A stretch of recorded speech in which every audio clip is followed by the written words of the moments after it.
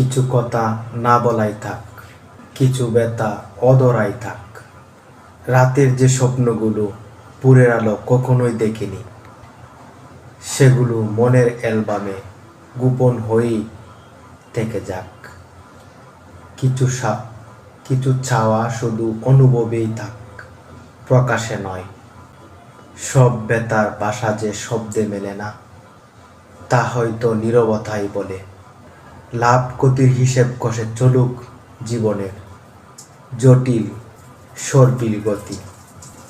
তবু কিছু কথা, কিছু ব্যথা, কিছু অধরা স্বপ্ন, সব হিসেবের বাইরেই রয়ে যাক। সারা দিনের শেষে দক্ষিণের বারান্দায় কোনো নিবৃত্ত কোণে আমি আর রাতের আকাশের তারা সেই সব নির্বাক অনুভূতির নীরব সাক্ষী হয়েই থাক।